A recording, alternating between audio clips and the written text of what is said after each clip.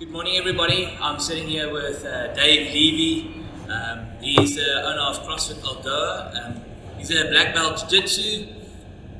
I don't know what else. He's got a lot of degrees and stuff, and in sports science, as well as he's going for his fourth time to the games now. When is it now? End of July. Early August, I think. Early August. Okay, cool. So Dave, I'm gonna let people know who you are. Yeah. What would you say? Give us a background on how you got here, basically, in your fitness journey, from your start to where we are today. It's kind of a long story, but I'll give you the shortened version. So, obviously, I love sports and training. I did a lot of sports as a kid. At school, as much as I could. We moved to a farm when I was pretty young, and my dad and mom put me to work on the farm. We used to work long, hard hours, and I actually really enjoyed it, but it was tough. So I always enjoyed the physical nature and physical experience of working hard and training. And then through school, varsity, obviously competed a lot in different sports, from athletics to rugby. Well, I suppose my main sports, and pushed on into rugby at varsity. I did HMS, so the Human Movement Science degree, and we did a lot of sport in our undergrad as part of the degree. And then I got into Brazilian Jiu-Jitsu, trained under Professor Marcus Soares from the Carlson Gracie team, and did that for many years. I still love the sport, just haven't practiced it too much of recent, and competed internationally in Brazilian Jiu-Jitsu, and just this opportunity came about where from my work wasn't going so well. We had started some entrepreneurial business. I'd had a biokinetic practice, and I had run the biokinetic practice at the University of Port Elizabeth, and I'd moved into private practice, and then I also got into some sort of entrepreneurial business activities, and that didn't work out. And then I needed something to do because the cash was disappearing really fast because it crashed overnight, and I needed something to do in terms of bringing in income. And I'd heard about CrossFit, and I hadn't really looked into too deeply yet, and I decided to look into it, and I was like, just why not do this like 6 years ago? So I looked into it. I loved the training side of things, the way of life. It fitted in well with what I was doing and my approach to life. And the business model was really good. And what we did was I looked into it, did my affiliation. It was during a pretty hectic time.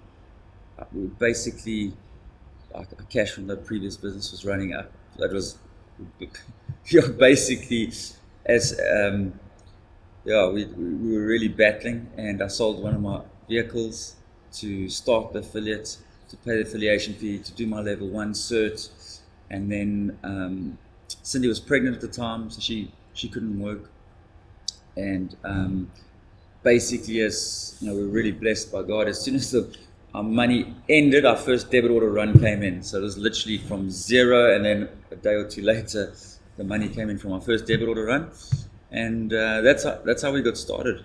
Kind of a forced start, I think, by God's will, and He knew what I wanted to do in life. I didn't know at the time, but it's worked out perfectly. It's amazing how hardship creates opportunity. A lot of the stories I've heard was people that went through, so they were forced into a position, and that created the opportunity where they are now. So exactly. So that that is just from that point of view, it's a great testimony. But I want to ask you. So you said you were Brazilian Jiu-Jitsu. Okay, yeah. So before you started, with the CrossFit, how did that help you? Because it's a multidiscipline, so we don't hear this often, but how did that discipline help you to, not just the business of CrossFit, but, in your CrossFit career? Yeah, so there's lots of principles from Jiu-Jitsu, from Brazilian Jiu-Jitsu that carry over. I mean, just in Brazilian Jiu-Jitsu, you basically got to get comfortable being uncomfortable. That's one of the principles. You get put into really bad positions, and you only want to give up or tap out, or if you're going to get injured or hurt, or you really have to if you're going to pass out. So you get used to being in very uncomfortable situations, and that really helps in life. Has helped me in life, not just physically, but also mentally and I suppose emotionally and all that. But it carries over well to CrossFit, because that's what you do in CrossFit. Okay, you CrossFit Algoa, we're putting our members, and with my own training, you put yourself into uncomfortable positions and you train within those uncomfortable zones, and that's where the adaptation is. That's where the magic lies, on getting better physiologically and getting more healthy and more fit. So that's a big principle that's carried over, and there's obviously lots of others, like just being disciplined to train each and every day and making it a way of life, because if you skip 2-3 months you fall behind. The same with CrossFit type training that we do here at CrossFit Algoa, or with competing. So yeah. Well, no, so for those who don't know that, so I've never seen, or there's very little people I've seen that's got the passion for CrossFit that you have. Okay, so CrossFit is it's not just for Dave the be all and end all, but the passion, it's contagious. And how does that help you run this business? That passion. Yeah, so I make a joke with friends that I know. Say, when they talk about their work, I say, never work a day in the life. Do what you love. Okay, what's it? Never work a day in your life. Do what you love. And this is Shmolly. This is our box cat that we inherited. She loves to present herself at the most opportune time. But let's chill. So yeah, she's cool. She's part of the conversation now. Yeah. So where were we? Taking your passion. So talking about your. Yeah, I mean, obviously that's that's with CrossFit.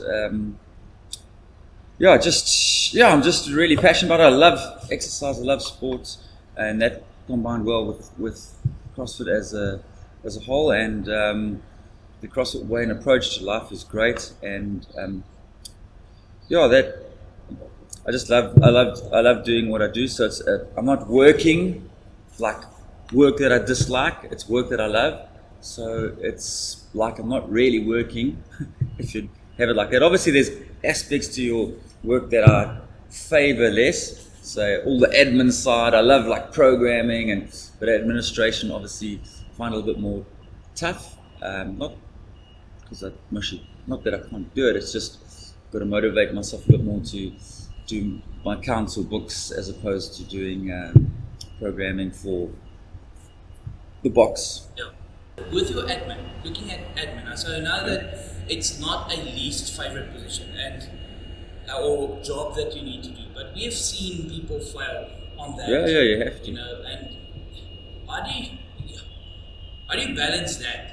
Making sure that even though you don't like that work to do, not just balance on a day-to-day work, but how do you make sure that that's also for your priority? Because it doesn't come naturally to you to do your admin. To make sure that that's also a priority in your day-to-day life. Yeah, so I really like food and I really like eating. And if my debit order run doesn't go off at the end of the month, I can't eat milk in my family. So that's quite motivating. It's that simple. If it doesn't get done, like if you don't do the admin that you need to do for the business to run, you're not going to eat at the end of the day. You're not going to be able to live. You're not going to pay your kids' school fees, and you're not going to be able to just live, supply your basic physiological needs. So that's pretty motivating in a way. And I've got a family, I've got 3 beautiful kids and a lovely wife, Cindy and Caleb, Hannah and Ella. And obviously you've got to look after them, and that's my primary role in life, is to look after them. So I try and do that to the best of my ability.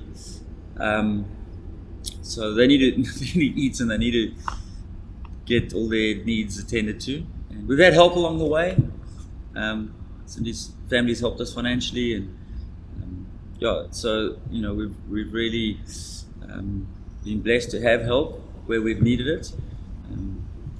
but you got to do the work. So that motivates me. Just that you got to get it done, because you can't do what you love if you don't do the sort of the messy parts of that business. You have to do those messy parts, or the less interesting parts. And I always said when I lectured, I always said to my students that I lectured, if you've got whatever your occupation is, there'll be, say, maybe whatever percent, maybe 80% of it you love, but there's 20% that really, really sucks.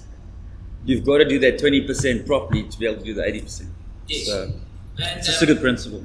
And going back to passion, what I've seen in people failing or not getting by because they don't do that 20% they don't love, they lose the 80% of the passion. Because exactly. If you struggle financially or you struggle in your business permanently, then that passion for CrossFit or opening up a dojo, or if you do Zumba, or whatever you do, that passion will wane down because you're not meeting your financial needs. Yeah. And that pressure will just, so it's important what you said is that we need to focus on that 20% that we don't like so that we can live in that 80% that we do.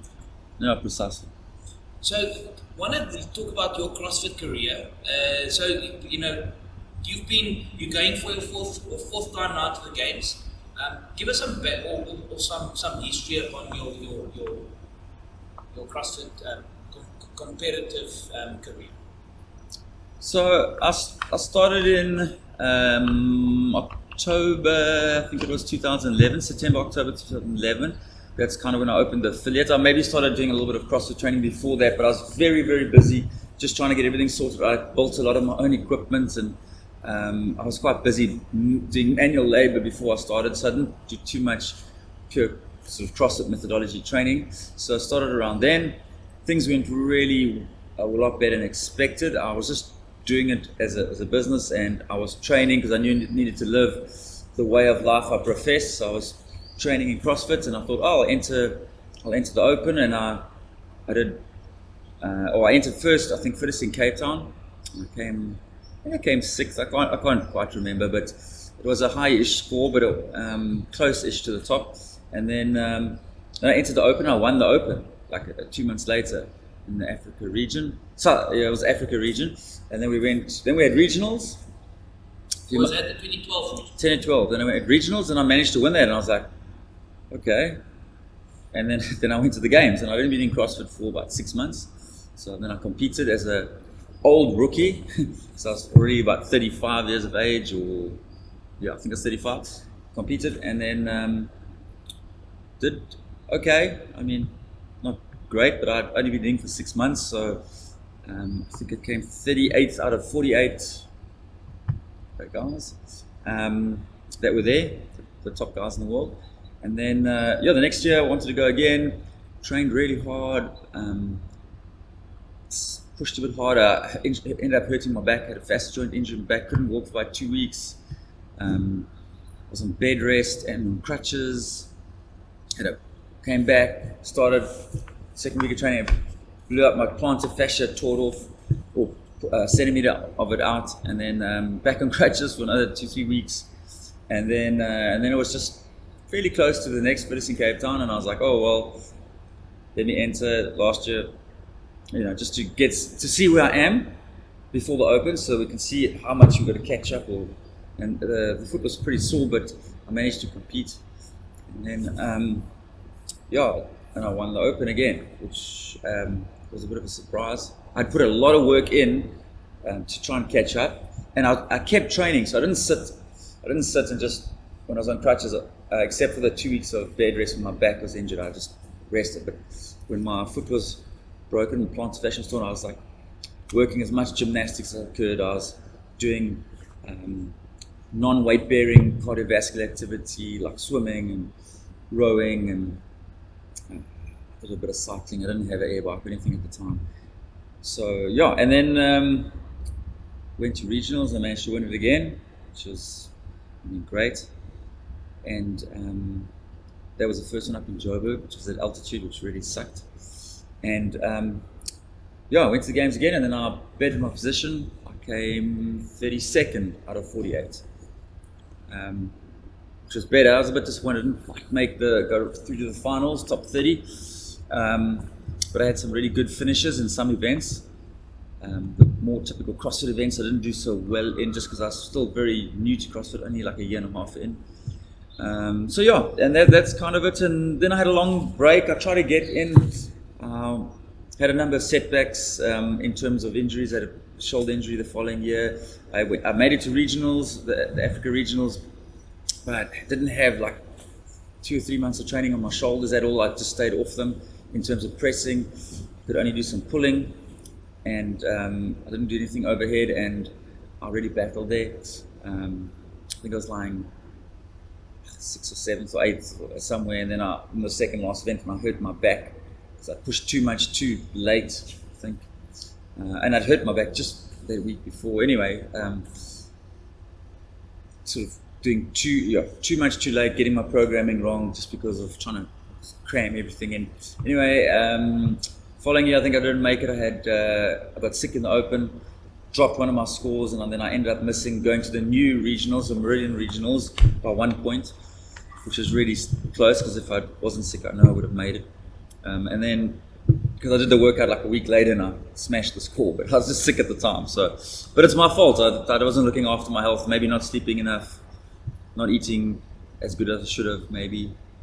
The enough is not a problem. It's good. Yeah. We know you're eating habits. Enough. So yeah. So anyway, then I didn't make it for a while, but I always wanted to go back. Was just missing, and then it was getting tougher and tougher. And then 35 age group to 40 age group, it opened on my last year of being, well, I was 39, so it was the last chance to make that age group. So I really wanted to go.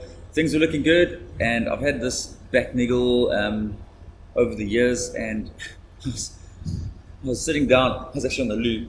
My daughter was running around, and she fell over, and she nearly hit her head on the side of the shower, the sharp edge. So I leaned forward and I grabbed her, and as I did that, my back, I was like, oh no. And I was like, got up, straightened up after finishing off on the loo, and I was like, took a painkiller, and then I was like, went to the physio, to Mark Anderson, my physio. He helps to really keep me in shape and sort me out. Anyway, he helped a lot, so I could actually do the workout, but it was the same as this open workout 19.2 now, which was 16.2 then, and they did that as an age group online qualifier. So heavy squat cleans, a toes to bar, and double unders, and my back was just. I went to the 124s, but my PB was into the last, I think, 2 or 3 reps into that last load, and my back was just couldn't let me get there, and it dropped my squat too far, and I missed it by a few points. And then last year, things went a lot better. I've been focusing a lot on the back. Mark's helped me a lot. Mark Anderson physiotherapy with my back. I focused on it a bit more. I was more diligent, I think, and and I managed to make it. Ended up I placed 3rd there, and then one of the athletes unfortunately tested positive for taking substances, banned substances, and I was pushed up to 2nd. And it was a great experience. Obviously, great competing with top athletes in the world, and that's it. And we are this year. I've managed to qualify. They've only taken 10 this year, not 20, so it's a bit harder, and I'm getting older in that age group. There's I think only 2 of us from last year that made it through. So we'll see. We've got about 2 months to go, so I'm keen to compete and try and better my placing.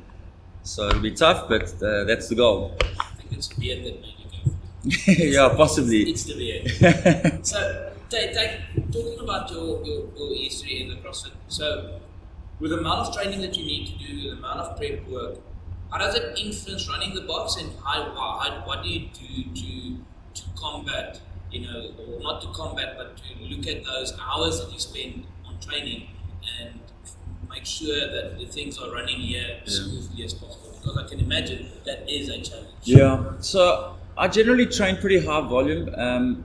So in the last while, I mostly don't train as much as I want to train. But that might be a good thing. Maybe at times tend to maybe do too much. But just balancing it, that's always hard. in life when you're busy to try and like when you've got family, 3 kids and my wife, and it is tough and all the work stuff. Month end comes, there's debit orders to do, and I need to train, so I do my debit orders first. Because if I don't do my debit orders first, I'm not going to be able to train. So, but it's just a day or two, get the work done.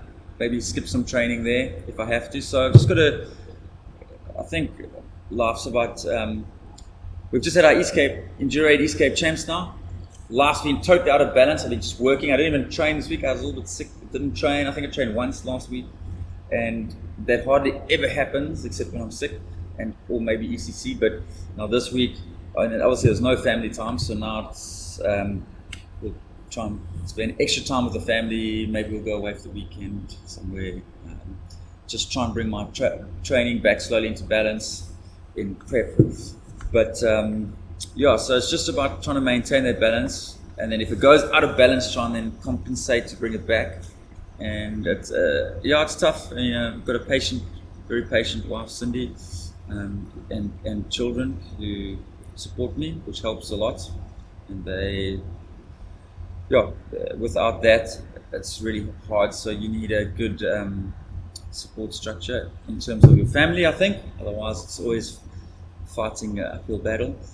And it's just do the most important things first. The essential stuff you got to hit. Otherwise, if you don't hit it, you're not going to be able to do the job. And then when there's a bit of leeway, then obviously do the things that are not as urgent and that are more fun, etc. So during the day, I'll kind of split up my day and try. In an ideal world, I'll try and get in some training in the morning, possibly after having coached a class or two. Possibly after lunch again, especially now before the game, so I can spread my training through the day, get a bit of training after the lunchtime class, and then possibly in the afternoon also. So if you do that, you go an hour each, it's about 3 hours of training. Obviously the good thing is it's my business, so a lot of times when I am rushed for time, when everyone goes to sleep, then I do admin or load the website, load Itensity for the next day's programming for the app that shows all our members what's up, and so they can record their scores and we can see who's attending class. So also basically priorities first. Yeah. The things that looks after your family, do those things first. Do those things effectively and efficiently most efficiently as possible, and then thereafter, if there's time, make time to do the training part. Like a priority, you've got a priority list. Yeah. And I think that's important so that you don't put the training, because that's a part that we love. Yeah. Put that first, and then everything. It's like then you build your house on sand. It will just fall down, and then that training won't happen. Yeah.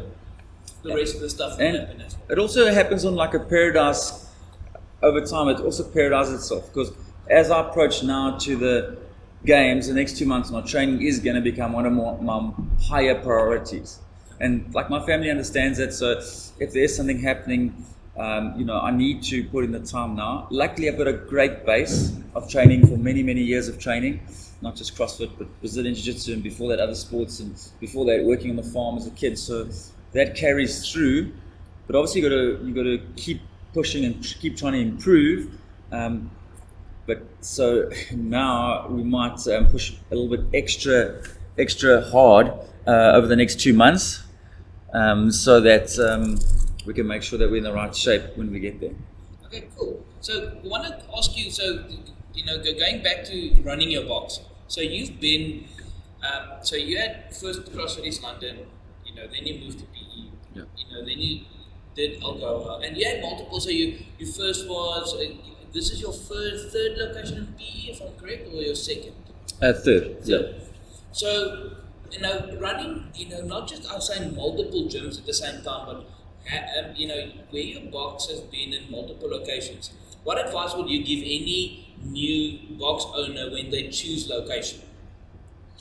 So when we moved, we were downtown close to the stadium, a bit of a semi-industrial area, and then we moved up here to Newton Park,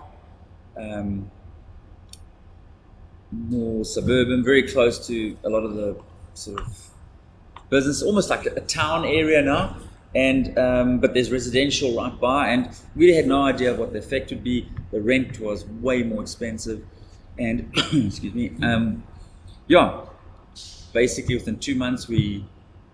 within 1 month we doubled our numbers. So we didn't have that many. We had about 50 people. We went to 100 people within 1 month. So it was great because I don't know how I was going to pay the rent the next month. I don't think my landlord knew that, but I paid the first month, and I was like, just prayed about it, trusted in God, and worked pretty hard. We didn't do anything too different in terms of, we didn't run a big campaign or anything. We just kept being present on social media, which was okay. It wasn't great, but just by moving here, a lot of the people were like, I asked them, like, why don't you come to us there? Did you know about us? They said, we knew about you, but we wouldn't go there. There's no ways we'd go down there. So as far as I've seen recently, location is key. It's really, really important. And we live in a country that's not the safest. I mean, there's murders and rapes, unfortunately, and bad crime, and it is scary for ladies and or anyone to travel to areas that are maybe more likely for that to occur. So I think that's a big factor. I think in places that are safer in other parts of the world, I think it's less of a factor. But I think in our country, you need to try and make sure that your members are more safe. And it's a relative term because crime does happen everywhere. But I think the clients should perceive that it looks relatively safe. We've got a super spa right next to us, and there's Fish National Bank across the road, and there's a lot of big industry. I mean, not big industry, big businesses here where there's people and traffic and walking. There was a church right across the road from us, so it's perceived as being safe, and we haven't had any issues. I know there's been some issues around, but we haven't had any. So if you need to say, let's say I'm a new box owner and I need to decide bigger, but not as good as, let's say, industrial, or smaller and more residential, what choices you need to make? So let's say I've got a budget of, I'm just going to make, I've got 1,000 rand to spend on rent, so I can get a 400 square place in an industrial area, or I can get a 200 square place in a residential area for the same price. Yeah. Would you rather go smaller in residential, or business, more than industrial? So from my experience and what I've learned, I'd definitely go smaller and then be in a better area. So be it residential or close to small businesses, I would personally not go industrial. So that's my take, just on what I've experienced. Yeah. We've seen that as well. Running the books of CrossFit boxes or studios. When the guys do go into industrial, they've got this stunning place, but people are reluctant to go there. I think that's a change. Yeah. So, last question I've got on CrossFit. So, I like the brand CrossFit. So, to affiliate, and not just the affiliation, but the association with CrossFit. How do you feel that helped you as a business? Well, firstly, CrossFit is out there. They've come up with this whole training methodology, and they've presented it in a great way. They've made it readily available online, so anyone can access it. But if you want to train underneath them and be affiliated with them and do their way of training, then you should be an affiliate. So, I just morally and ethically, just feel that if I'm going to use CrossFit, obviously I need to associate with their brand. It's their methodology I'm using, it's their training philosophy that I'm using, and just for me personally, I just have to affiliate with them if I'm going to use their material and their way of training.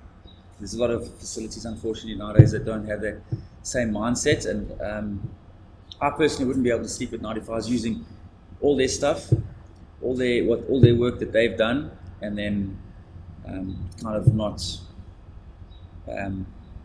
being an affiliate. If I ran this and I did it exactly the same, but I called myself just Algoa Fitness, I couldn't do that. So that's the first thing. That's just for me, that I had to do that. And then, from a brand perspective,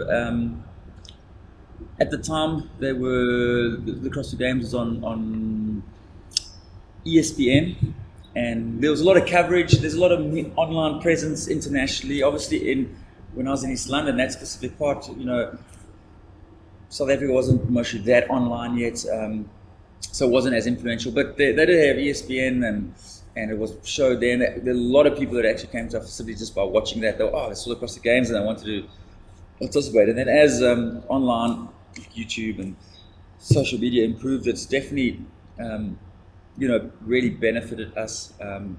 What they have done internationally, people who are in that industry and who do have access online obviously go there, they look, they see, then they want to do it. So that, there's a lot of subtle and online marketing that is done by them, not really direct adverts or anything, but that leads and generates this interest in this CrossFit methodology. And then people look for an affiliate, and then there's an affiliate, and then they go. Obviously in South Africa and in a number of places around the world, there's also people that maybe it's a non-affiliate, and they say like, we do CrossFit training, but we're not affiliated, and they might do that, but obviously there's issues around that. I don't believe people should do that, but yeah. I think that's a good point. So if you want to associate with something, and I think also from a business point of view, you sit with, so you've got a brand CrossFit, so then you've got the functional fitness place next door. The person that will immediately, when they see the word CrossFit, will know what they're going to expect. Where the non-affiliate needs to build that brand first, or they build that part of their business first, to let them know this is what we do before people. So people are just going to see a brand and they're not going to know what it's about. Yeah. When people see the word CrossFit in front of it, the back of your name, they will immediately know more or less what your box or your facility or studio is all about. Yeah. I think that's the advantage of a big brand like that. Exactly. I've also got I've got a good friend.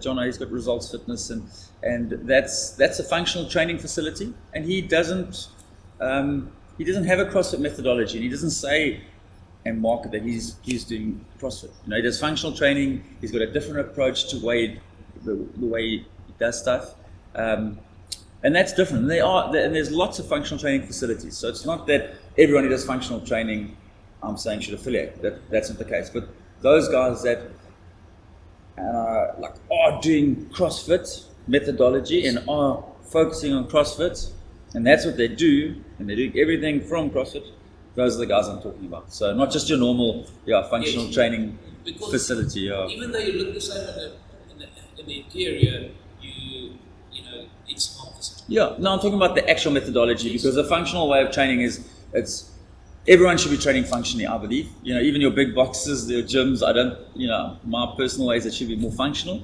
But that doesn't necessarily mean they have a CrossFit methodology approach to training. And that's what I'm talking about. That community aspect together with the CrossFit methodology. If you're using that, I believe one should affiliate to it. And looking at the ethics part of it, I think it's important that we need to understand that ethics is not some investment you make that you see an immediate result, but it's lacking in business in general, in not just South Africa or in this industry, but worldwide it's lacking. So you can't take people on face value anymore. And I think that's a sad part. And I think it's like me not throwing the thing out of the window when I'm driving. That maybe is not going to make a difference. But if everybody does that, then it makes it impacts our environment. Same thing with what we do here. If we run things ethically, if everybody runs it ethically, then everybody's better for it. But we can't, even though everybody else is not doing it ethically, we can't, lower our standards. It doesn't justify not adhering to moral and ethical principles if other people are doing it. A lot of people do it in competition. I think, everyone's taking drugs, so I can also take. It's not wrong. It's wrong. The rules say you're not allowed to take drugs. Yeah. These substances are banned, so you can't take them. Doesn't matter how many other people are taking them. Don't take them. It's simple. Okay, so a few final questions to close off. Okay, so what would you say? So, what was the best investment you've ever made in life? It doesn't have to be money. Just best investment you've ever made. You know, my best investment I've ever made is I would say giving my life to my Lord. For me, like per se, my best investment. It's like believing in Jesus Christ, that He died for me to save me from my sin. We all commit sins every day, and that for me is my biggest investment in life, I'd say. Because without that, you know, I'm alive now, but one day when I die, what's going to happen to me? You know, if I don't, like for me, Jesus died for me on the cross. He died for my sins. His righteousness imputed to me, and you know, I'm justified. I'm not seen as a sinner anymore. And that for me, if I didn't have that hope, and if I didn't believe in that, I'd be a mess. You know, that's my honest opinion. So for me, that's my biggest investment in life. You know, if I didn't have that hope, and I didn't believe in that, and I didn't know, if I didn't know that, life would be like just for me, that's my biggest investment. And that's. I've got a funny story around that. So as you know as well, so that's it's not just my own, my best investment I've ever made, but I'm also a passionate believer. And with that, someone asked me, if, let's say, for argument's sake, it's not, you go, you die and there's no end. What would you still do the same decision if you knew that before? And I said to people, yes. Let's say for argument, and I believe it's not so. There is heaven, and there's Jesus Christ is alive, and He died for our sins. But because of that decision, I'll still make it, even though for argument's sake it's not like that, because that made me a better person. I'm compassionate now. I want to help people that I never tried to help before. I want to be a better person. And if that's the only thing that changed, then it's a good decision. So that, and I think that's a best investment. Even, we really believe that, and we know, in our hearts that is our lives, and that's what everybody should do. But even though it's not, for argument's sake, it still makes us a better person. And that's the thing, that's why we'll always make this decision again. It's to follow a life of, surrender. Okay, cool. So if you need to, if you compare, where you started in business until now, okay, what behavior or habit has most improved your life? I think just being diligent. Like our habits, our daily habits determine how we behave, and our behavior over time determines, over time what we achieve. So in other words, if you train at CrossFit Algoa regularly, you get in 5 days a week, you do it for a month, 2 months, 3 months, a year, 2 years, 3 years, 5 years, the changes are astronomical. So your daily habits and behaviors will influence what happens. And it's quite simple, but it's really, really profound. So, and that goes not just for training, but for the business stuff. If you're doing business, focusing on those business principles that are going to put food on the table, and you keep doing them, and you keep doing them, and you keep doing them, then it's going to improve. And obviously, if there's things that are not working and you keep doing them, then obviously it's going to keep not working. And that's the trick, is to pick up what's not working and try it in time, so that you can fix it and amend it, and then start improving again. And it goes the same with training. Like sometimes you can go down the wrong track of training and maybe do too much of something that's going to be bad for your overall fitness. So and get injured. So yeah. So diligence, but being smart about it. So you need to have and get guidance where you need guidance. If you need a coach, get a coach. If you need a business coach, I had a business coach for a few months that really helped me to see things better. Len helped me just to see things a little bit more clearly and better, which from his perspective, which then influenced my perspective. So okay, and then last questions. If let's say I'm a youngster, I'm 18 years old, just finished school, and I want to get into the fitness industry, or let's say in the CrossFit industry, what advice would you give him? So obviously go through all the right procedures to study. CrossFit have got their courses that they run, their level 1 certs, going into level 2. I know there have been some recent changes. I'm not quite sure what they're doing level 3, I believe. Yeah, anyway, but we'll leave that out. But they got their certs that they run, and go through the formal processes and study where you need to study. I did like I said, I don't know if I said it earlier, but I did a BCom HMS undergraduate degree. I then went on to honors with endorsement to biokinetics. I became a biokineticist, and I did so we had an internship year, and then I did my master's in exercise science. So that was my process. It's not necessarily the process you have to get to. It's a long process. I was in private biokinetic practice. So you don't have to do it unless you want to go that route. But on the other end there's this whole field of study of the body and health and fitness. So and I always tell my students as a varsity, don't just study what's been given to you. Okay, so don't just, you open the book and there's 10 pages and that's what you study. So study for interest and because you love what you're doing. So you don't know about the body, so study the body, study all the muscles, look at the levers, look at where they insert, attach, where they originate from, think about what their functions are, get a real good in-depth understanding of that, which is your anatomy, which is going to help you for,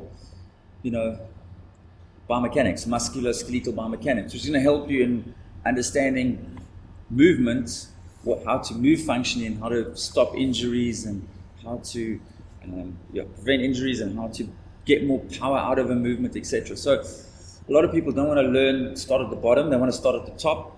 So do all your base work well. Obviously getting approved certifications are, I think, key.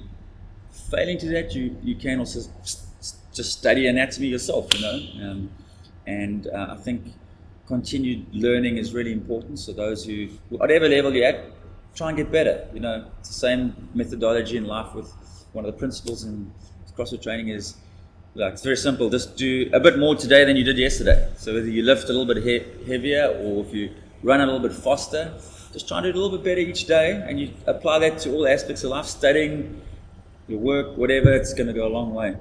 Great. Thanks, Dave. Thanks for spending the time, especially after the ECC. We still need to go get some equipment and stuff.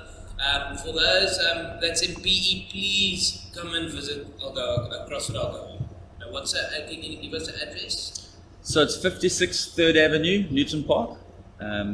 Just go to CrossFitAlgoa.com. There's a map under contacts, so there's a Google Maps there.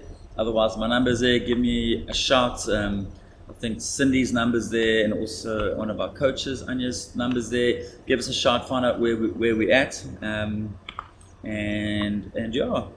Thanks for hosting the show, Jaco. And Itensity helped us a ton this weekend with the East Cape Champs. It was a great weekend and a great time to show the Port Elizabeth and maybe South African community more online, or what the sport is about and what we love doing. And so thank you to everyone who's involved. Thank you, everybody.